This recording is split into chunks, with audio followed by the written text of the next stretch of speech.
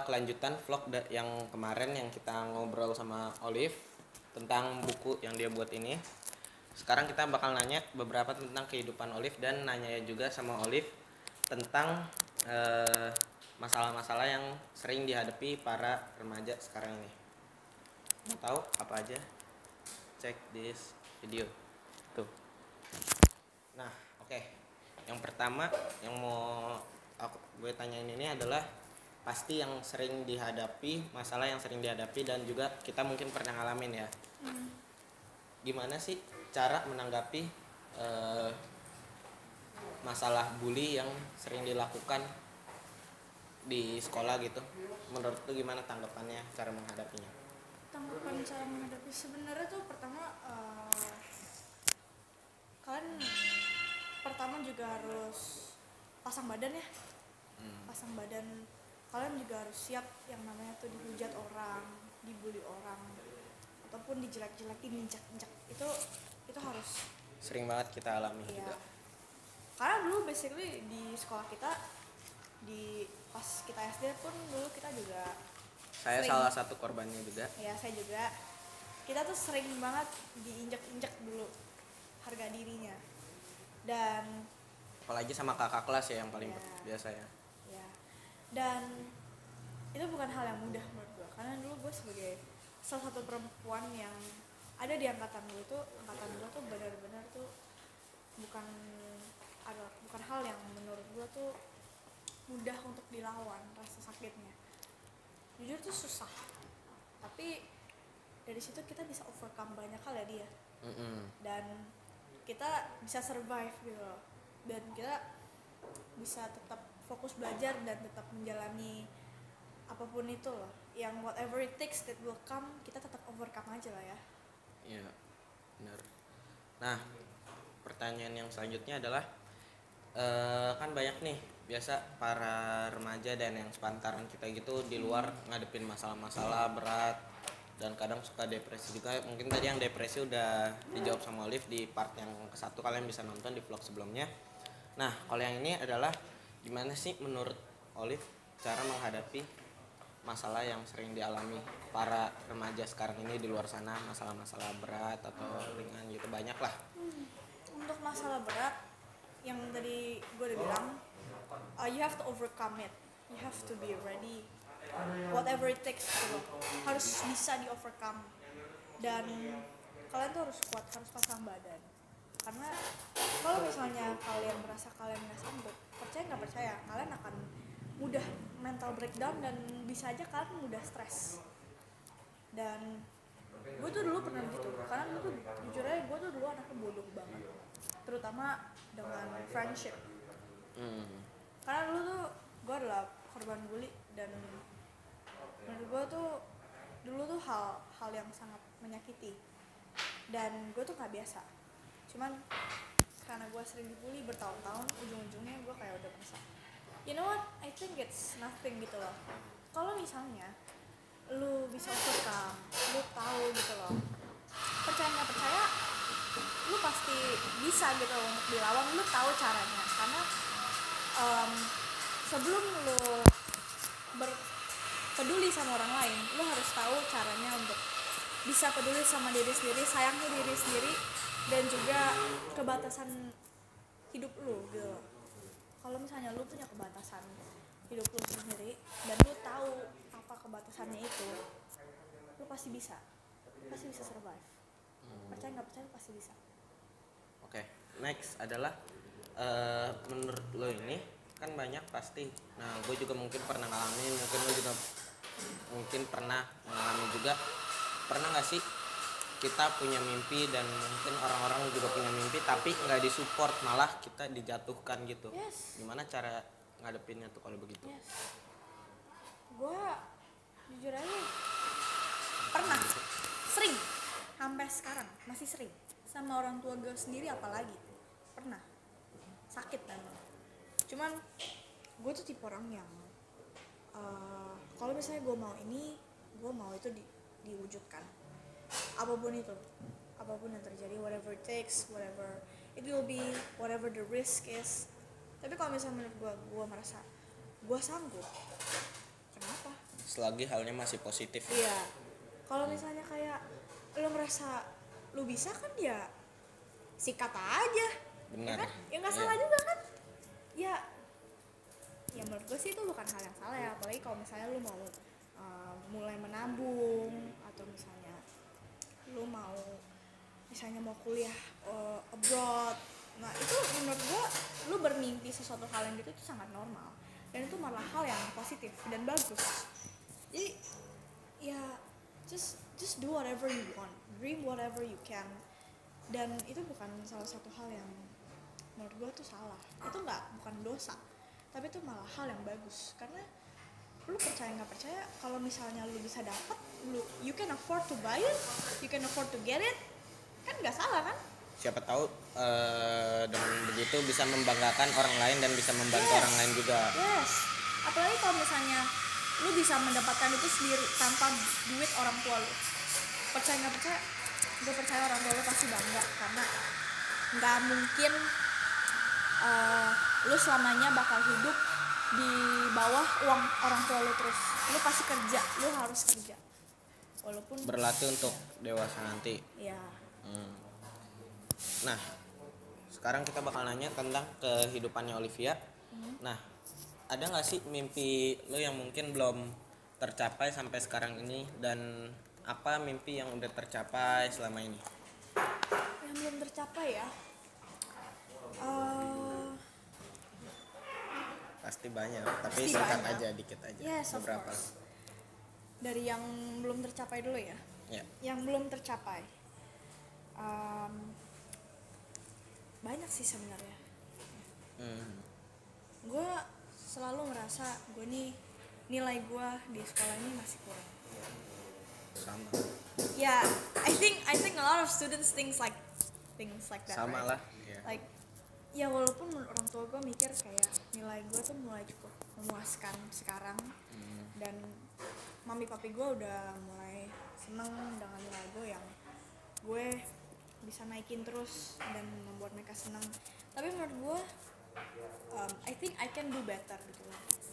Mungkin hanya itu yang Mungkin orang udah merasa oh ya udah puas, tapi diri kita itu masih mengganjal, belum ya, puas. karena kalau menurut gue, my reason is that kayaknya gue merasa gue masih sanggup, gue masih ada kesempatan lain. Selagi kita bisa, kenapa nggak kita Coba terus aja gitu. Lu jatuh, naik lagi. If you fall one time, raise up 100 times. Itu kuncinya. Tapi kalau misalnya lu udah merasa lu putus asa, ya itu urusan lu ya. Kita nggak bisa bantu, ya kan? Nah, kalau yang udah tercapai, pasti banyak juga ya. Pasti banyak. Karena ya kan yang tadi gue bilang kan, it's not a big deal if you're dreaming a lot of things, dan gue udah bermimpi tuh lumayan banyak menurut gue. I overcome all of my insecurities, all my problems, all my mistakes, dan yang udah gue capain tuh kayak misalnya salah satunya membuat buku ini. ya, gue dapat kesempatan bikin buku ini dengan approval orang tua. Terus gue bisa mendapatkan apa yang gue inginkan. Kayak gue tuh tipe orang senang sepatu ya, senang banget sama sepatu. Sama. Jadi karena gue tuh senang banget sama sepatu, mami gue tuh tahu kalau gue tuh kalau misalnya minta apa tuh biasanya gue nggak minta banyak, gue cuma minta sepatu. Lu senang dengan penampilan fashion sepatu? Yes, I'm in love with fashion gitu loh. Karena kalau menurut gue baju itu gue bisa mendapatkan itu kapan aja, karena mami gue juga tipe orang yang suka shopping. Sepatu kita juga nggak tahu, kalau sepatu kan kadang juga udah lewat, ya udah nggak ada lagi. Sama sih. Iya, tapi kalau misalnya baju itu menurut gue tuh not a big deal, but for shoe itu terkadang tuh big deal banget sama dia. Karena sepatu sampai bisa mahal-mahal. Iya, bisa ratusan juta. Itu kan padahal modelnya ya udah itu aja. Iya, cuman makanya kok bisa kayak mahal. nggak ada yang interesting gitu. Tapi jadi menurut gue tuh kalau lu mau beli sepatu, lu harus pakai hasil kerja keras lo. ya, lu mau dapat handphone dari uang gue pun juga lu harus buktiin kalau sebenarnya lu bisa gitu. Dan gue berusaha tuh dengan kerja keras sendiri untuk mendapatkan apa yang kita mau. kerja keras tidak akan mengkhianati hasil. Nah guys, itu quote nanti bisa ditulis di bawah sini ya. Iya. Nah, Next, apa sih mimpi terbesar lu? Mimpi yang maksudnya yang paling besar yang lu mau capai? Oh, ada. Dan gue bener-bener berusaha sekarang karena gue udah kelas 9 dan gue merasa gue sekolah ini gak lama lagi. Paling maksimal gue tinggal sekolah tinggal 3-4 tahun lah ya. SMA Iya. lulus. Dan gue punya satu mimpi yang menurut gue tuh gue suka banget dan gue pengen itu bisa terjadi. Gue tuh pengen banget sekolah di Hillsong College. Gue merasa gue sebagai orang Kristen, gue mau mendekati hati gue lagi bersama Tuhan. Ya, gue merasa begitu. Jadi karena gue juga tipe orang yang leadershipnya kuat, karena gue nih kata orang merah kuning tuh artinya leadership. Nah, gue tuh tipe orang yang merah kuning. Nah, karena itu gue juga merasa karena gue punya leadership, gue bisa naikin terus. Ya udah gue naikin aja. Gue mau sekolah di Hillsong College nanti buat kuliah. Kalau misalnya gue sanggup, gue bisa nilai gue itu bisa mencukupi di sana, ya puji Tuhan. Ya kan? Ya just fingers crossed for it ya. Ya semoga aja sih. Makanya gue juga dari lama gue juga udah bermimpi something like that lah ya. Nah, kalau boleh tahu cita-cita lu ini apa? Waktu lu sekolah di situ mungkin lu mau ambil jurusan apa atau enggak cita-cita lu deh apa? Jurusan gue di sana gue mau ambil leadership program di sana. Nah di sana gue juga harus sekolah di Aussie.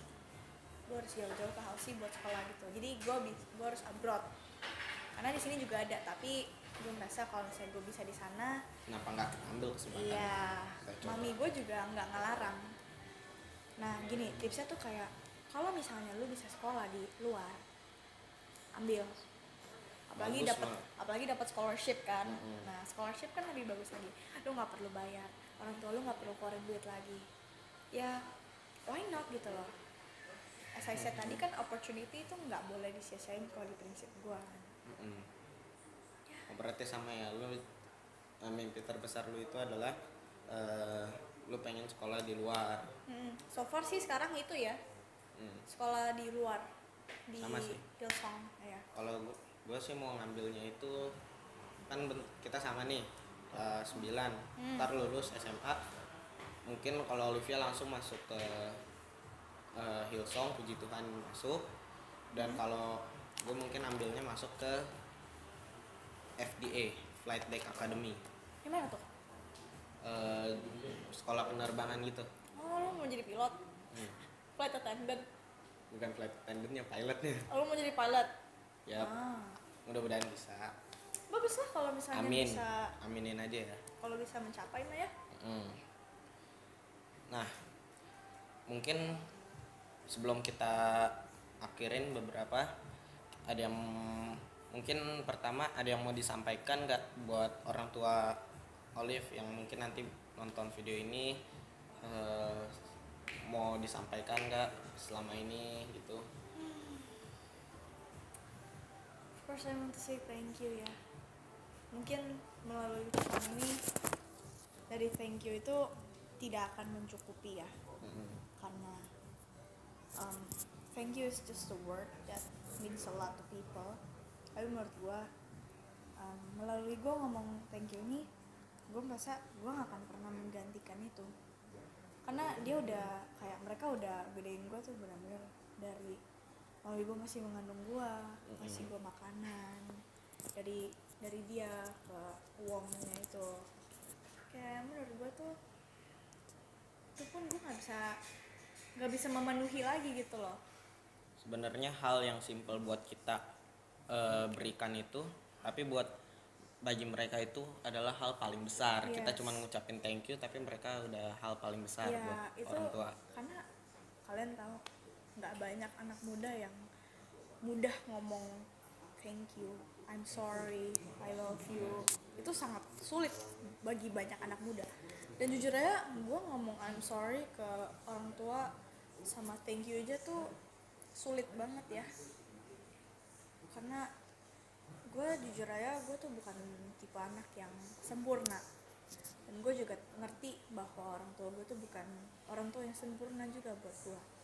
Tapi menurut gue terkadang gue bisa merasakan rasa kasih sayang yang begitu dalam dari mereka, Benar.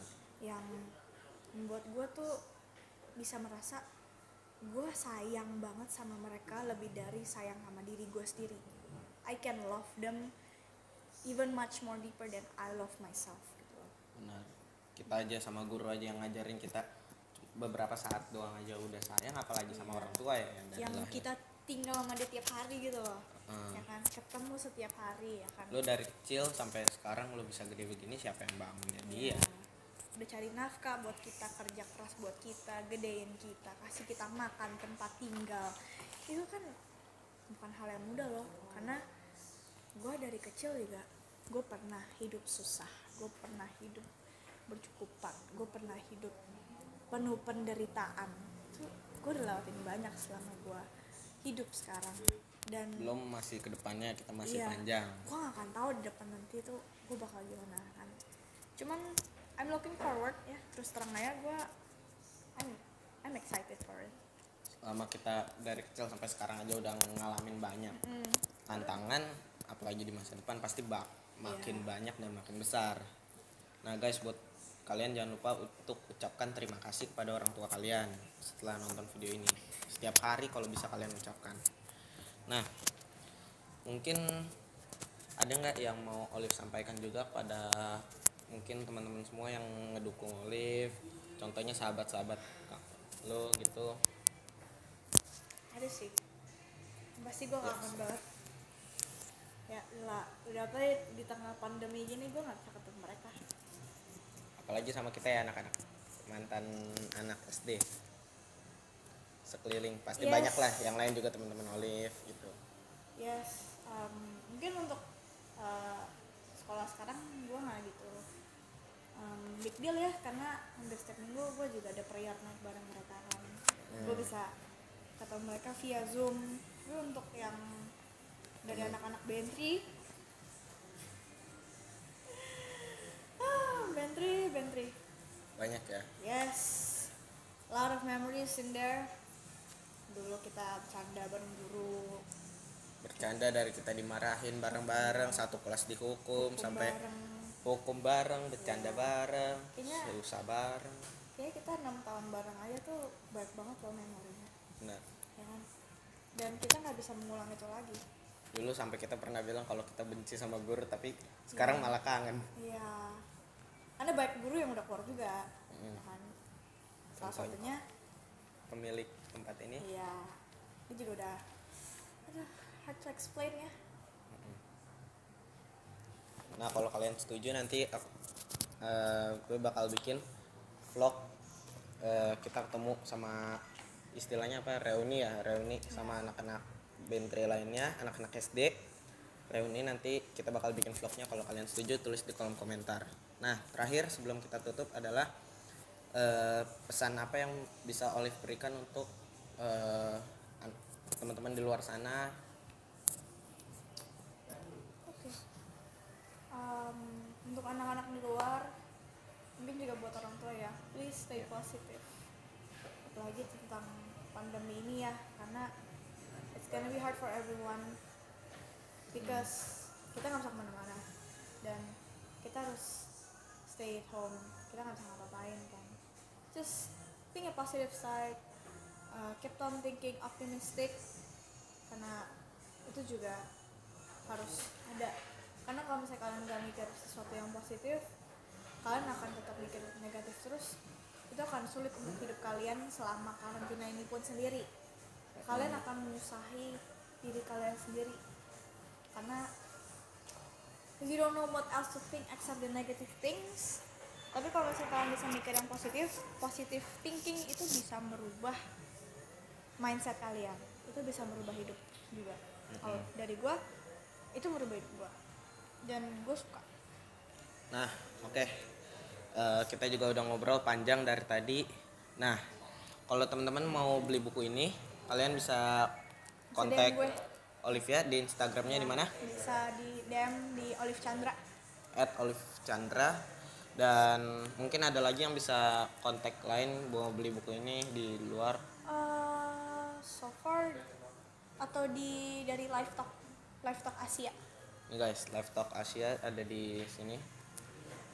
Nah itu kalian bisa cek juga Instagramnya di Live Talk Asia ya. Nah nanti kalian bisa DM Olivia aja langsung atau enggak ke Live Talk. Instagram Live Talk Asia. Yes. Jangan lupa dibeli guys, bukunya ini bagus banget. Dan nggak cuma dari harganya worth it, tapi dalamnya isinya itu bagus banget. Packagingnya aja juga bagus. Semuanya bagus lah pokoknya. Good, nice. Oke, thank you buat Olive yang udah Thank you juga, nyempetin Di. waktu. Ya. Kalau kalian setuju, aku collab lagi bareng Olivia, tulis di kolom komentar. Oke? Thank you guys for watching. Don't forget to like, comment, share, and subscribe. Thank you. Bye-bye.